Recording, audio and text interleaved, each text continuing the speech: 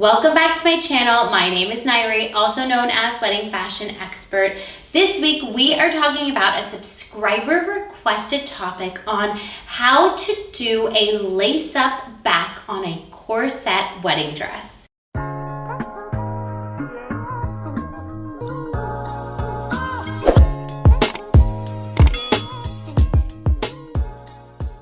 Before we dive into this week's topic, please be sure to subscribe to my channel, give this video a thumbs up, drop me a comment below, let me know if there's a particular video topic you'd like me to create a video on.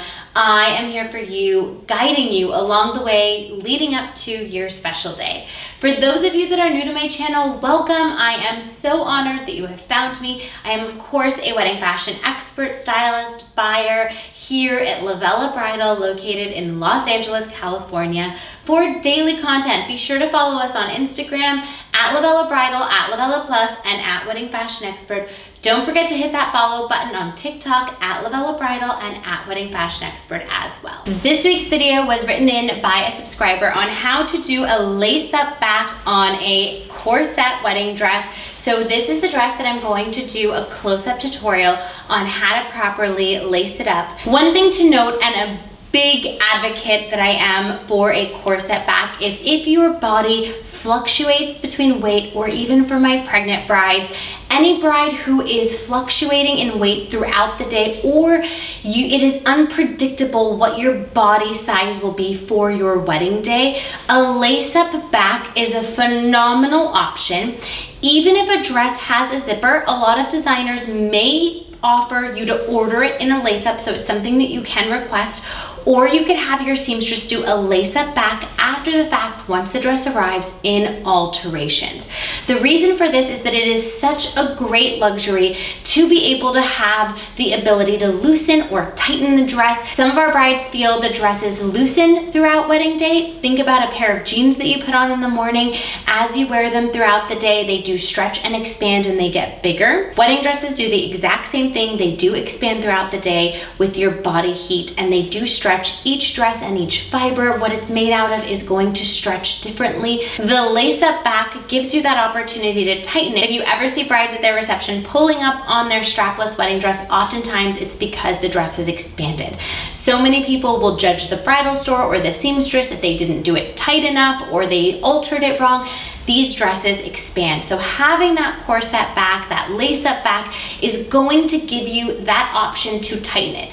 And also, if you are one that bloats by the end of the day and you feel like you're going to be uncomfortable because it's too tight, or you're sensitive to anything being too tight on you, this is also great because you can loosen it as you feel comfortable later in the day, the middle part of the day, wherever you feel. This gives you the ability to tighten or loosen to your personal needs. So I am a huge fan of a corset back. Let's not waste any more time. Let me show you how you properly lace up the back of a wedding dress.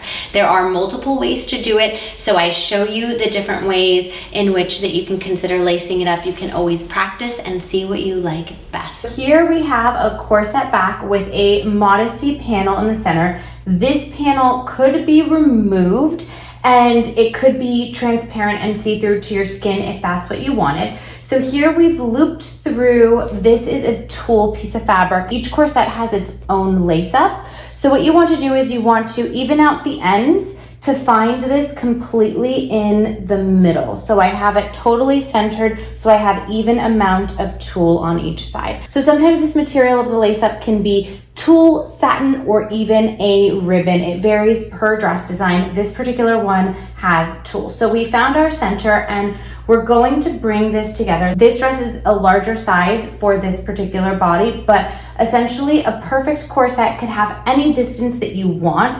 You don't necessarily want it to be touching 100%. Some people like a little bit of a gap. Other people would want it totally touching. And then there's two ways of going about how you are going to lace it. You could go over, which looks like this. So this went over the button and the loop, or you could go under. This is completely your preference on how you want them to visually look. Do you want the fabric to go over the loop or under and on top of it? So I'm going to do one side one way, the other side the other way, so that you can see what it looks like. And you'd also have to do the same for the top button, however you wish to do it. So this side we're going over, we grab our string. So you can't fully tighten it just yet because you just have to get all the loops corseted first.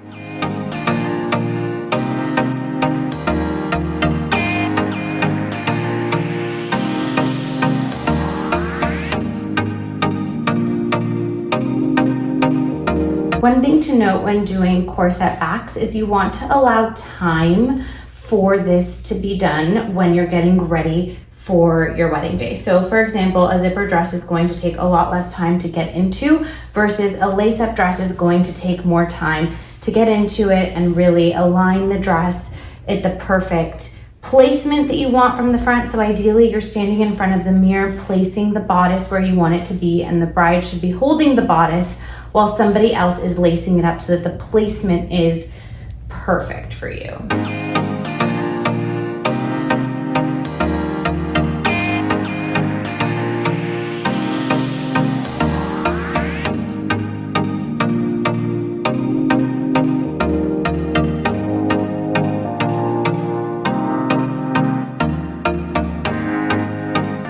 Okay, so now we've reached the bottom. As I mentioned, the dress is big, so these are really overlapping and there's still room to grab. But just for the context of this video, here we've gone over, here we've gone under. It does actually kind of tell a cool story the way that it's wrapping around. Again, this is your area where you can play, make them uniform or make them not, the way that I've done here. Once you get to the bottom, so first you'll want to pull at the top. So this is once you're all laced up, then you're gonna pull and tighten as much of it as you can all the way through.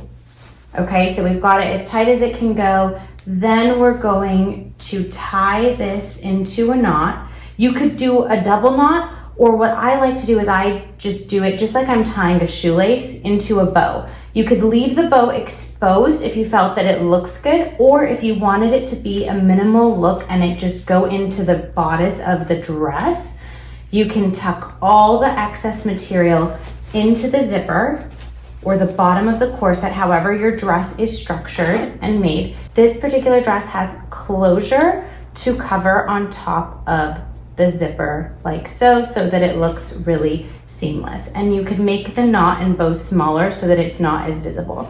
Now, if you had done this all over or all under, it would have created a more of a crisscross pattern, versus this is going to one angle of a slant. And I'll provide you images of different ways that that would look if you had gone all under or all over, so that you get the crisscross look versus this slant look that we have on this particular corset. I hope you found this video helpful. For more videos and tips like these, be sure to tune in every Wednesday, 8 a.m. Pacific Standard Time, and I will see you in next week's video.